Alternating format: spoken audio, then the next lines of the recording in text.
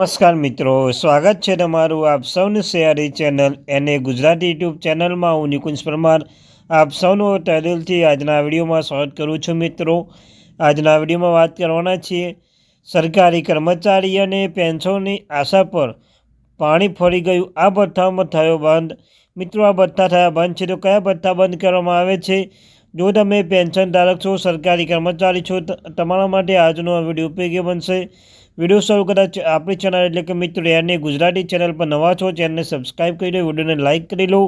તમને અમારી ચેનલ પર સરકારી કર્મચારી, નિવૃત્ત કર્મચારી, પેન્શનધારક બાબતે હરેક અપડેટ મળતી રહેશે. તો આપણી આ ચેનલ એને ગુજરાતી યુટ્યુબ ચેનલને સબસ્ક્રાઈબ કરીને બેલ આઇકન બટન દબાવવાનું ભૂલશો નહીં મિત્રો. તો ચાલો જાણીએ વિગતવાર માહિતી. તો 8 પે કમિશન. કેન્દ્ર સરકારે 8મા પગાર પંચ માટે ટર્મ્સ ઓફ રેફરન્સ TOR જારી કરી છે. આનાથી સ્પષ્ટ થાય છે કે નવા પગાર પંચ સત્તાવાર રચના થઈ ગઈ છે. મિત્રો, તો તમે જાણો છો મિત્રો, 8મું પગાર પંચ આવતા વર્ષથી લાગુ થવાનું છે.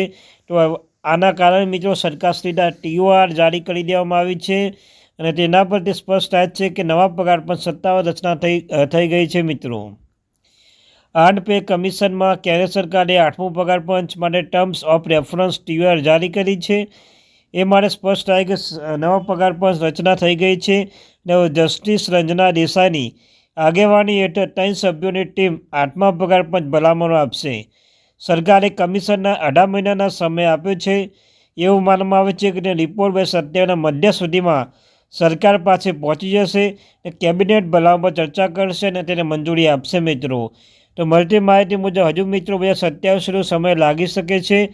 2027માં વિધાનસભાની ચૂંટણી આવી રહી છે. ચૂંટણી પહેલાં આ 8મું પગાર પંચ બાબતે કોઈ ચોક્કસ નિર્ણય લઈ શકાય છે. મિત્રો, આસપાસ સ્પષ્ટ થયું કે નવા પગાર પંચ સત્તાવાર રચના થઈ ગઈ છે. આ મિત્રો કર્મચારી છે તે ચિંતિત છે કે 8મું પગાર પંચની અમલીકરણથી કર્મચારીઓને DA HRમાં મુસાફરી ભથ્થું મળવાનું બંધ થઈ જશે. તો મિત્રો, હાલમાં યુટ્યુબમાં ચર્ચા ચાલી રહી છે, યુટ્યુબના વિડીયો આવી રહ્યા છે કે 8મું પગાર પંચ લાગુ થતાં જ કર્મચારીઓમાં DA અને HRA મુસાફરી ભથ્થું મળવાનું બંધ થઈ જશે. આમાં કેટલી સત્યતા જોવા મળે છે એ આપણે વાત કરવાના. ખરેખર DA HRA બંધ થશે કે નહીં થાય તો વાત કરવાના છીએ. આગળ વિડીયો સુધી બનાવજો. જો કે આ રિપોર્ટ 2027માં બહાર પાડવામાં આવશે તો મુખ્ય મુદ્દો એ છે કે 8મા પગાર પંચ ભલામણો 1 જાન્યુઆરી 2026થી અમલમાં આવશે. આનો અર્થ એ થયો કે કર્મચારીઓને પેન્શન નવા પગારનો લાભ પછી મળશે, પરંતુ બાકી રકમ ગણતરી 1 જાન્યુઆરી 2026થી કરવામાં આવશે. કર્મચારી સૌથી મોટી ચિંતા એ છે કે 1 જાન્યુઆરી 2026થી પછી DA HRA TA બંધ થઈ જશે. મિત્રો, આ સૌથી મોટો પ્રશ્ન સરકારી કર્મચારી પેન્શનધારકો જોવા મળી રહ્યો છે. તો મિત્રો, સરકાર આવું કહ્યું કે ઘણા નિષ્ણાતો માને છે કે DA HRA TA DA allowance HRA TAમાં અન્ય ભથ્થાઓ સંપૂર્ણપણે બંધ કરવામાં આવશે નહીં. જ્યાં સુધી 8મું પગાર પંચ લાગુ ન થાય ત્યાં સુધી 8મું પગાર પંચ લાગુ ન થાય ત્યાં સુધી આ ભથ્થા 7મું પગાર પંચ આધાર ચાલુ રહેશે. દર 6 મહિને DAમાં પણ વધારો થતો રહેશે.